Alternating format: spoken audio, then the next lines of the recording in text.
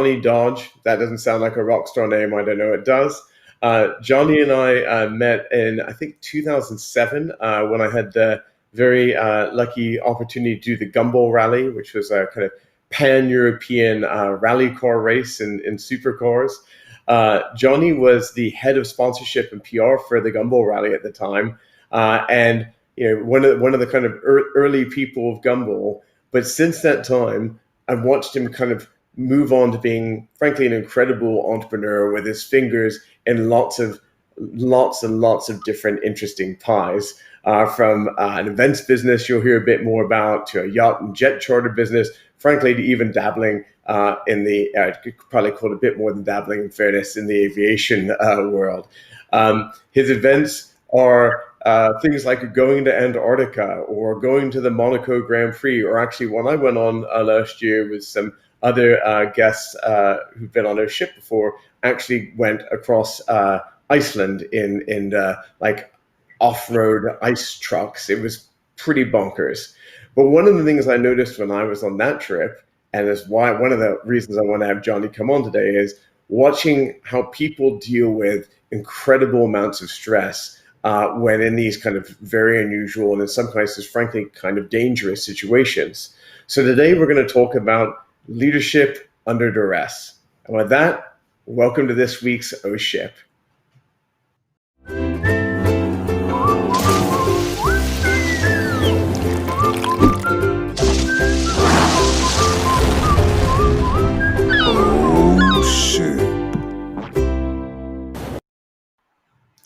Jonny, well, greetings. I'm glad you joined us from Dubai. Hey, Freddie. Well, morning or evening from my side, but yeah, great to be on. Thanks. It's fun. We're mixing it up today, doing something a little bit earlier in the day for some of our North American viewers. Already see a bunch of people joining in. As always, if you're tuned in via Facebook or LinkedIn or Twitter, or any of the different places you may be watching, if you've got some questions for Jonny, he's a super interesting guy. Feel free to throw them in the chat. But I know you really well, Jonny, both personally and professionally. But I'd love if you could just kind of introduce yourself to the audience and tell them a little bit about some of the exciting things you do. Well, where do I start? So yeah, I've set up a few businesses along the years, mainly around creating unique experiences. And that's been everything from the hospitality industry, from nightclubs and venues, then through to Formula One, and now on to adventures and space travel and whatever the world can offer us, I guess. But okay, wait, yeah. I knew about adventures. What do you mean space travel? What's a space travel venture look like in GPManagement land? So we have a company called Space Experiences, and we put together unique packages as part of all of the products we do. But Space Experiences starts with astronaut training, all the way through to signing you up for Virgin Galactic or any other mission you want to take on. So I was lucky enough to spend a lot of time with Richard Branson, with Elon Musk, and do some great adventures along the way. So I went astronaut training in Cape Canaveral and learned how to do the 0G, which was the maddest thing I've ever experienced, I think. So complete weightlessness. You invited me, at one point, I don't think it was on the same trip, but there's a thing in Fort Lauderdale, Florida, where you can take these 727s up and they basically fly, basically at a crazy angle so that you get a 0G effect. Yeah, how terrifying was that, by the way? Because I don't even like it when there's a bump in the airplane. I'm not sure I'd want to free fall on a 727. Ultimately, I crave that sort of stuff, right? So we're doing jet fighters, we're doing zero G flights. So that's where I'm at.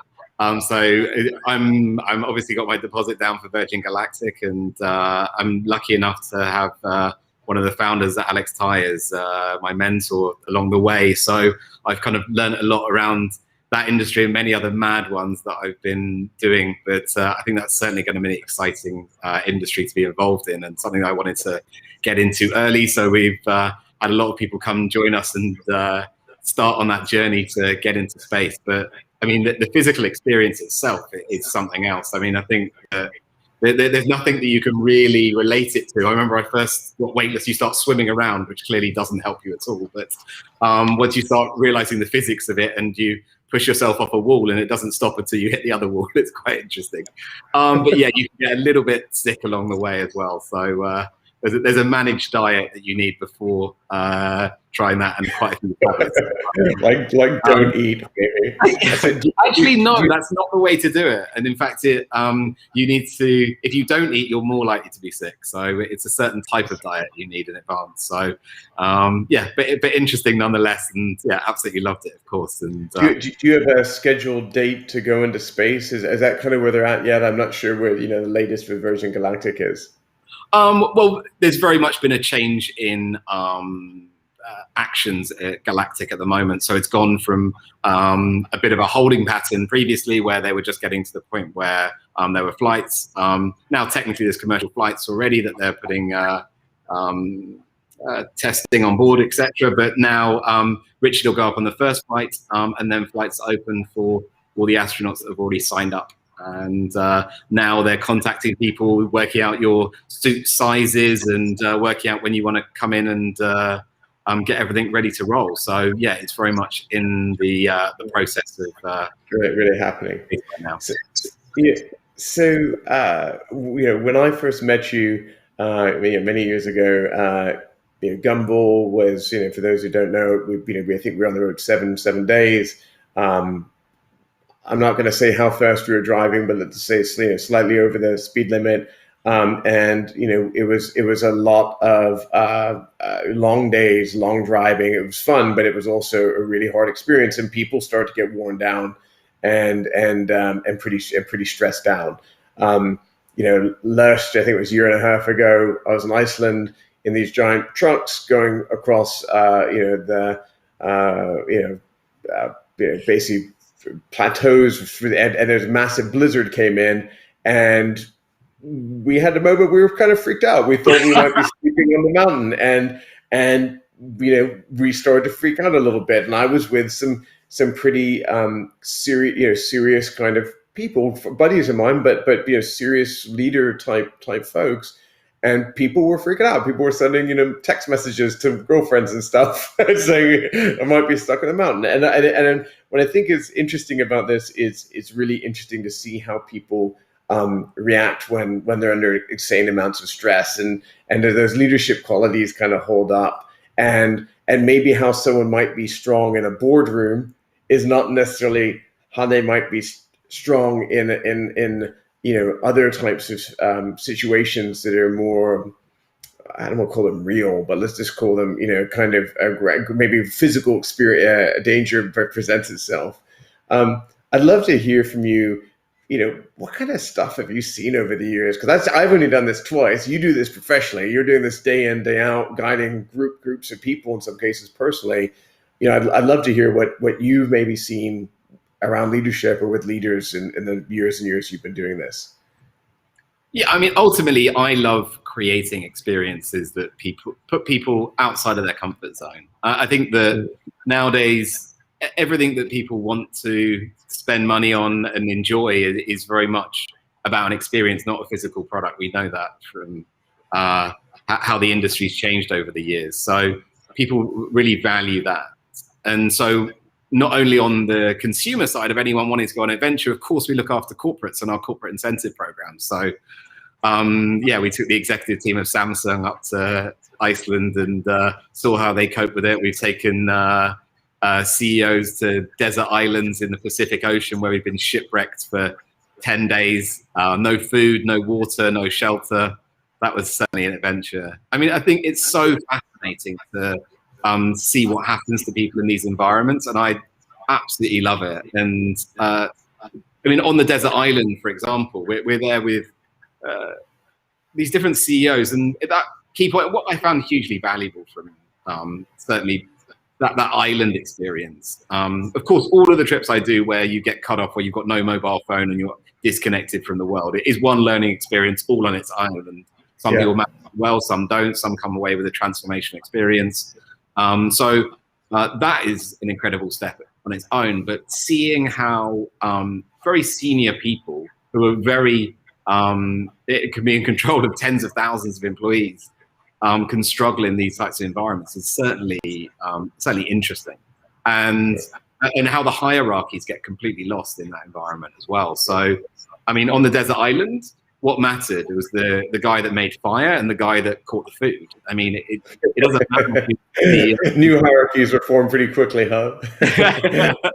So you're like, but it came from nowhere, and people then wanted to create that hierarchy. And like, I managed to be the guy that made fire, and all of a sudden I was the fire guy. If something was going on with the fire, if the fire looked like it was going out, if we thought we couldn't keep it going overnight, like if we wanted to cook something on it, people would be like, Jonny, how does the fire work? And I'm like, I just made fire 5 minutes ago. I don't know any more about it than you, but people want to hierarchy in that environment. People want to understand what that means, and it's such an exciting dynamic that you can't replicate in any other environment. And we deal with billion-dollar companies and Fortune 500s that want to look at how to either do their president's club, their big team away days, or look after their employees. And I just have to remind them that taking them to a football game or a baseball game or whatever it might be in the hospitality suite isn't the thing that's going to change your engagement with them and change the way they think about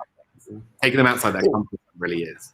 One thing I think you can argue with very senior folks is that there can be a certain level of confidence that maybe in some cases even be ego, and not a good one in some cases. Have you seen any of these kind of experiences humble people or kind of impact maybe some of the bravado that maybe they come in with kind of naturally when they get put in these kind of situations? Yeah, have I? Yeah, I mean, a global director of a very large tech company was there, who, of course, in his environment, he's the guy that can take you out, host everyone, can stand on stage in front of tens of thousands of people and can tell you everything about it. Just so proud.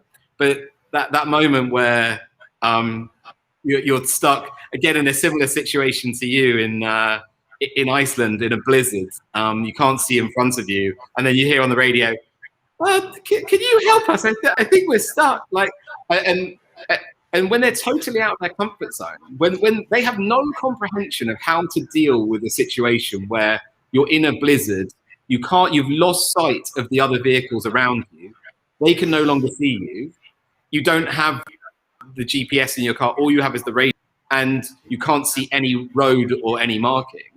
Like, there's not a lot of people that would be, even at very senior levels of CEOs, that would be able to make some executive decisions at that point. Like, that's just not an environment you're placed into.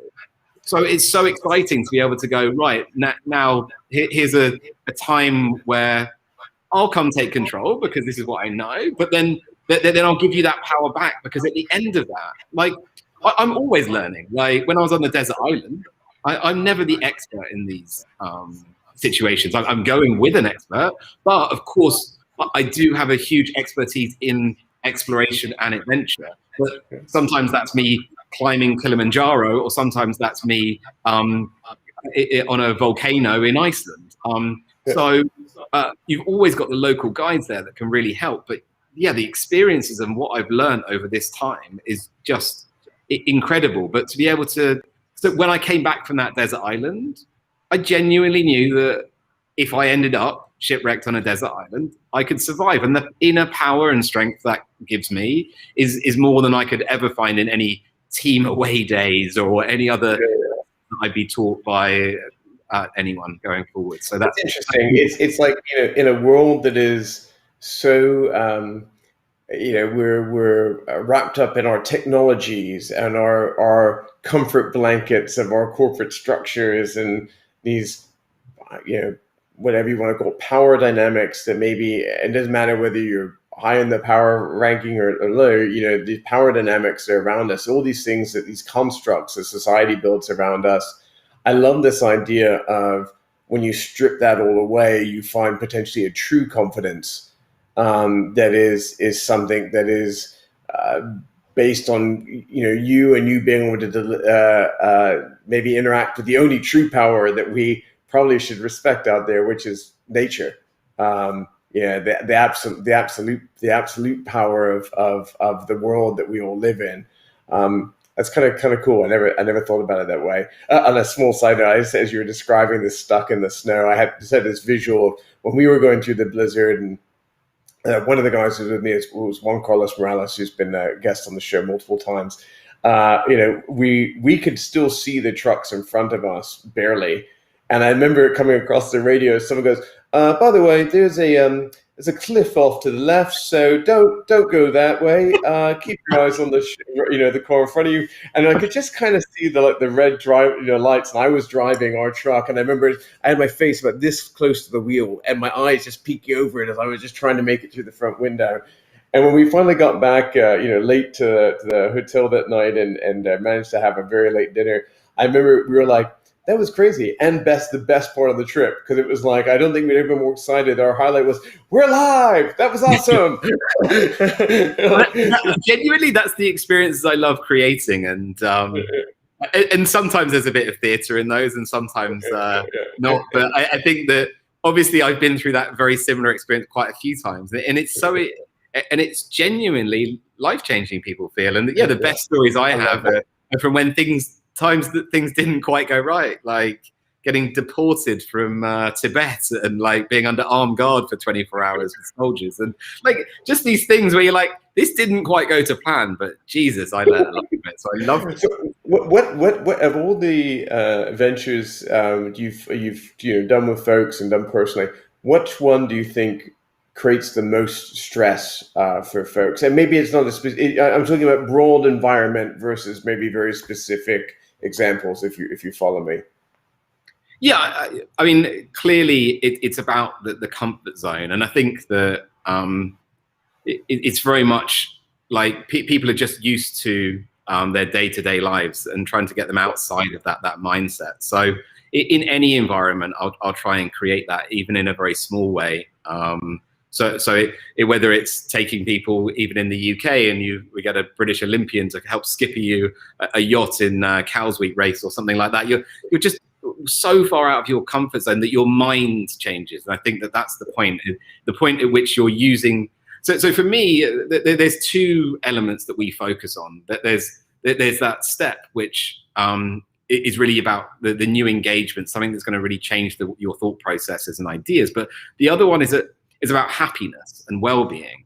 And there's a lot of studying that I've done on that. I've spent time going to Bhutan in the Himalayas and met the king of Bhutan there. I was invited to the annual Gross National Happiness Conference they hold there. If you're not aware of how Bhutan operate, they are a kingdom that measures the wealth of their country based on the happiness of their people. So they don't measure their GDP, they measure their GNH, their gross national happiness. And sorry, I digress, but ultimately it's about understanding, doing experiences that either make you think differently, or if they do make you think differently, it genuinely makes people happier. And so we're about creating environments that make you feel better connected with the people around you, and that ultimately makes you feel happy. And I think that people sometimes forget that the end goal in life isn't money, it's happiness. And so easily and often and regularly we distracted by that, because money has a monetary figure. It's a tangible number, whereas happiness isn't. So for me, my goal has always been about creating scenarios where it drives happiness and drives experience. I hope that answers part of your question. No, and so we're going to get real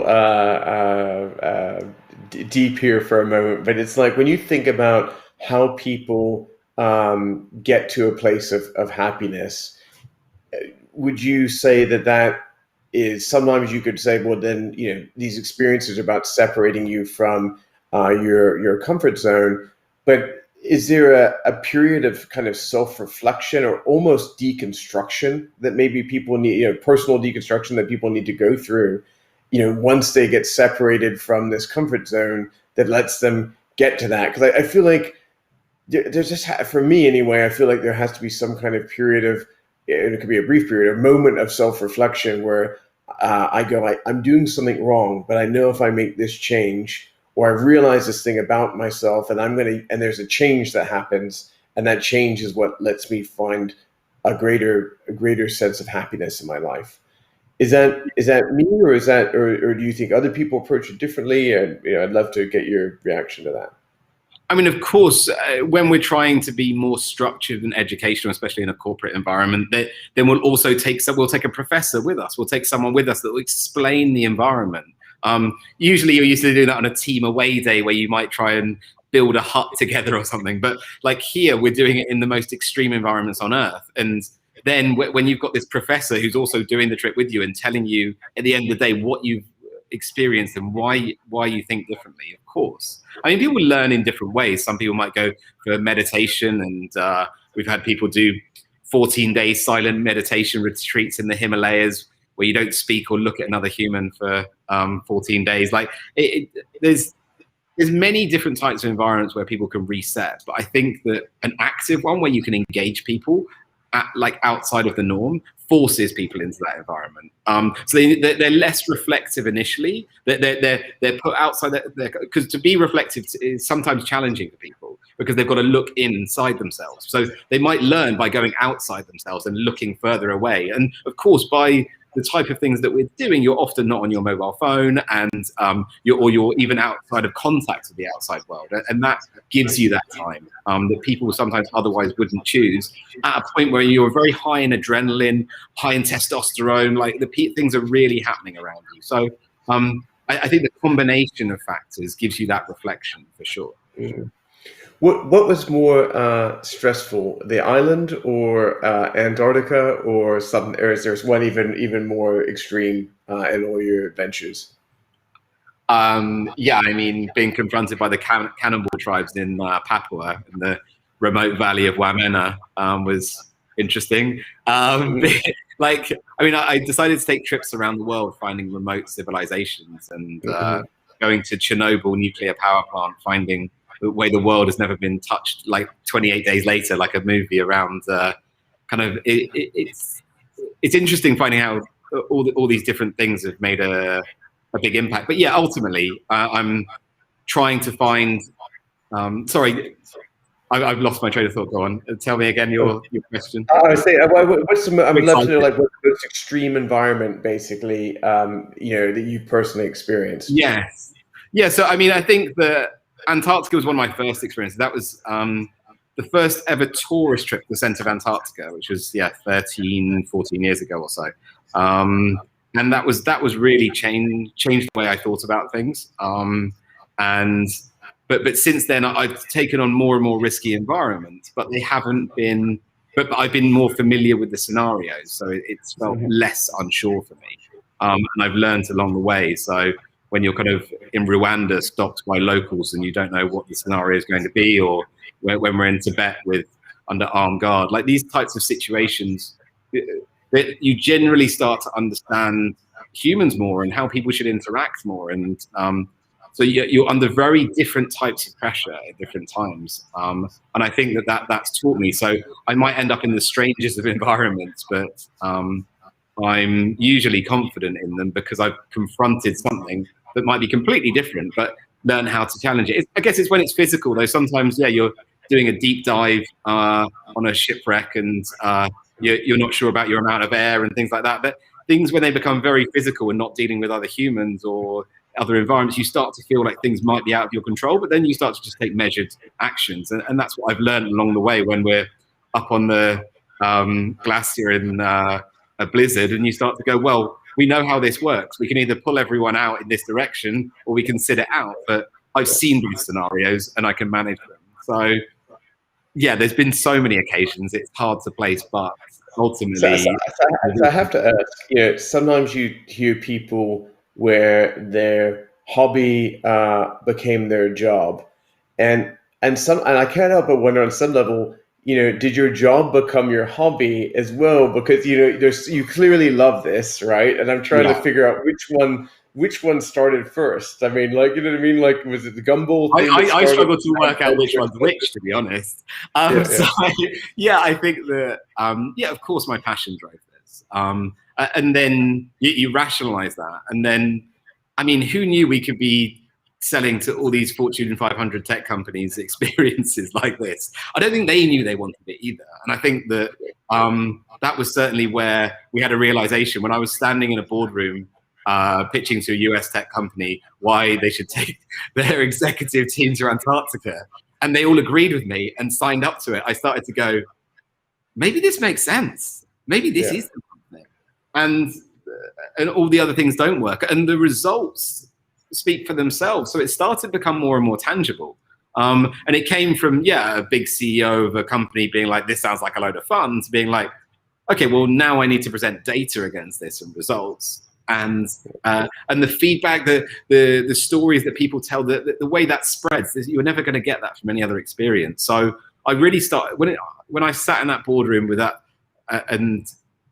or convinced all these CEOs and directors to say yes, I was like, okay, then this is a real thing now. And that had grown out of all the unique experiences we'd done in the past, but it was really. Can you share, and I don't want to put you on the spot, and if you're not comfortable sharing this, no need, but can you give me an idea of what percentage of your business is like the kind of personal holidays or personal experiences versus the corporate side of it? Because I think that's fascinating that so many big businesses are buying it. I don't want to put you on the spot. If you can't share it, I will take it. Oh no, I mean, and obviously there's been a big change, as makes a lot of sense. So over the last year, no corporates have been, within reason, corporates haven't been doing experiences, and we've managed pre-COVID, everything gets blown up in COVID. Exactly. So what we've done actually is converted a lot of our experiences to consumer.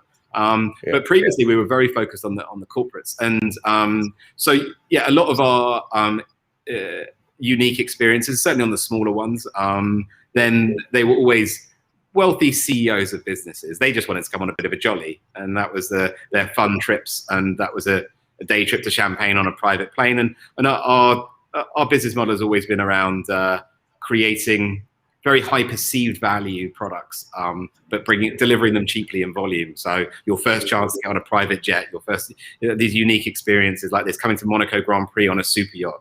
And of course, our Formula One side of the business is what kicked off a lot of this in the first place. But yes, now the majority of our business, around 70% of our business, is the corporate side of things, and those big adventures make up a big part of that. But of course, there's been big trips that we've planned for huge CEOs where it's been their passion, but then they try to involve their business. Even I can't say all the details under NDA, but I mean, we planned stuff for Elon Musk with him, and he wanted to look at involving his business in it as well at the same time. And it's great, those people that we've kind of spoken with along the way. It's always the passion of the owners and founders that then realize this is and bring it to life in terms of what they want to do as exciting projects and adventures. Well, so the spirit of O-Ship, and as we've talked about before many times on the show, is this kind of concept of celebrating maybe some of the more challenging things that have happened in all of our careers and our journeys. I think we've talked about, I think when you do extreme adventures and put people outside their comfort zone, you're going to end up in your fair share of those ship moments. But talking to you directly as an entrepreneur, 2020 was a pretty weird year. Did you learn anything big last year, or have any kind of O-Ship moments that you can share of your own personal journey as an entrepreneur and a leader? Yeah, I mean, absolutely. I think that we've learned so much this year, and it's really progressed the business hugely and found us new opportunities. We've set up a separate yacht charter business during this time because we wanted to focus on the consumer audience before we were very much focused on the corporates. So setting up new businesses, new ventures. We're looking at exciting new projects in the UAE at the moment. We're working on a new project that wouldn't come about otherwise, which is kind of a mix of Summit, TED, Burning Man, all on a desert island of one of the sheikhs in Abu Dhabi with its own landing strip, along with giraffes, cheetahs, and a full safari. We're going to bring some global leaders together and talk about kind of the future of the world, but also fund those projects through a fund that we're working with. So that's kind of one of the projects that come out of this year. But also just learning that you don't all need to be in an office. I've been to the UK twice last year, and that's been my home for many years. So my office is on Regent Street, but at the moment, all my staff are on Zoom, and we have a global conference call with my COO in LA and my team in London, my team that are here in Dubai, that I said, look, come out, I'm here at the moment, and come travel. And we meet on Zoom calls. And of course, you're not going to match being there physically, but there's certainly been you can get a lot of work done this way. Yeah, that's great. But yeah, it's been a great learning experience and brought some amazing opportunities. Ultimately, for me personally, I think it's been an amazing experience, and I'm so glad it's happened. And I think if people really reflect, they can probably say the same thing. I know a lot of people might jest or still talk about kind of the negatives of it. People have definitely had a hard year, but it's been positive, transformative in a very positive way for a lot of folks. And I think actually it's a good kind of segue to wrapping up for today. But I wanted to end it on saying, if there's anyone out there who I think has really found an incredible way to find an intersection between their business and their passion and kind of living the best version of their life. And I've always thought I've been very fortunate on this front, but I think you might outrank me on this one, Jonny. You really found a way to do something that's clearly super fun, super interesting. Most people, the things that you're doing for work and the experiences you get to do and take other people on, are lifetime events for many people. And you're doing, I don't know, a dozen lifetime events a year for other folks. And I salute you and I admire you greatly. I love that you've been able to, from one entrepreneur to another, been able to really just turn this into not just a business, but a great business. So hats off to you. I'm sure all the people that are either watching live now or watch this show over the next several weeks, as we continue to promote it, will have the same impression. So respect, man. Well, I really appreciate it, and thanks for we've kind of known each other a long time, and I really appreciate your thoughts on it. So it's great to it's sincere, and hopefully we'll get to hang out again soon in person. So just for all of you watching, I just, as we know, this show is not something we do for money. It's just something we do for fun. But we do appreciate your support. So if you can give it a like, give it a thumbs up, share it on whatever social network you may be watching on right now. We really appreciate all the support. Tell your friends, and we hope to see you here next week on Oh Shit. Thanks again for coming, and thanks, Jonny. Thanks, Freddie.